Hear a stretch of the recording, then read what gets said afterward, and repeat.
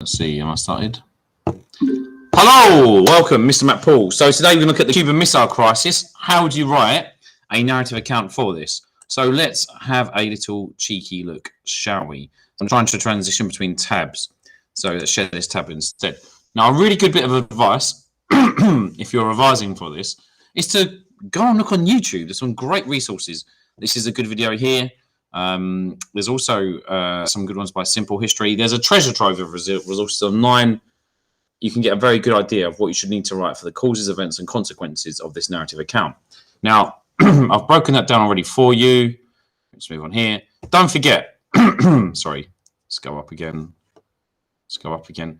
Every narrative has a narrator. You're the narrator. You're telling the story. It has a beginning, a middle, and end. Those are the causes, events, and consequences. And link your ideas. Firstly, thirdly, secondly, moreover, consequently, subsequently. Use connectives in your writing to link your ideas.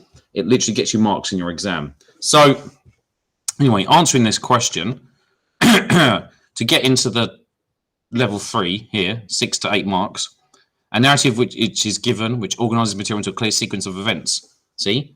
That's why you've got to use language like firstly, secondly, firstly, consequently, subsequently. These connectives will link your ideas.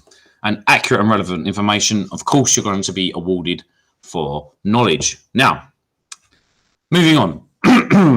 So, there we go. The Cuban Missile Crisis causes. So what caused it? Well, first and foremost, there was a Cuban Revolution in 1959.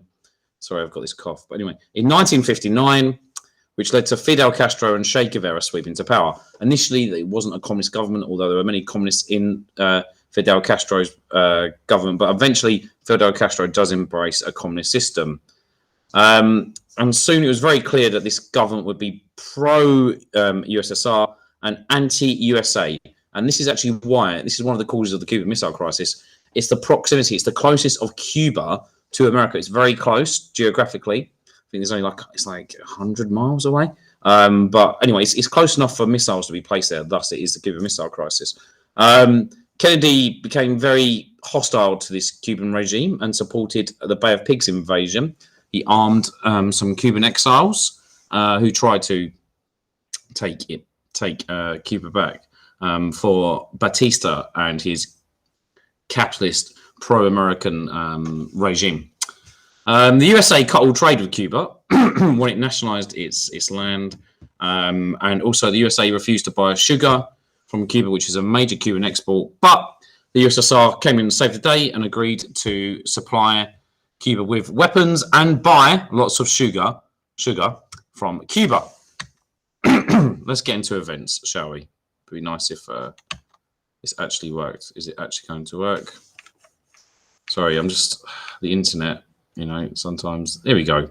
We'll just get it off. So, events in October 1962, a US U-2, that's a spy plane, took pictures of what it deemed to be launch pads with nuclear missiles in Cuba. So Kennedy made a TV address, and he said that he was going to have a naval quarantine, which is basically a naval blockade, which is really an act of war.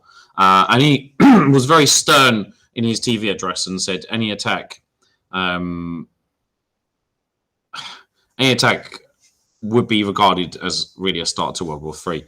So anyway, Kennedy has this naval quarantine. USSR ships and the Soviet Union ships and this blockade, they face each other off for 13 days.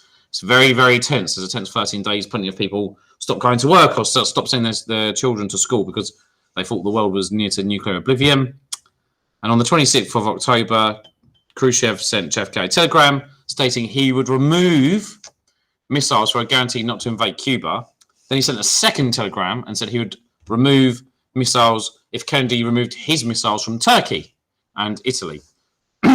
Now, RFK, Robert Kennedy, also met the Soviet ambassador in Washington and agreed to remove those missiles from Turkey, but that was hushed up in the American press, this secret backroom deal done by the Soviet ambassador and Robert F. Kennedy, who was John F. Kennedy's brother, who was in an important place in government. Consequences. A hotline was introduced in 1963, so these are positive consequences, by the way, because the world got so close to World War III, and let's not forget Vasily Arkhipov had to stop He was on a nuclear submarine. He had to stop people pressing the button. So if Vasily Arkhipov had refused to use nuclear weapons, the world would be completely different now.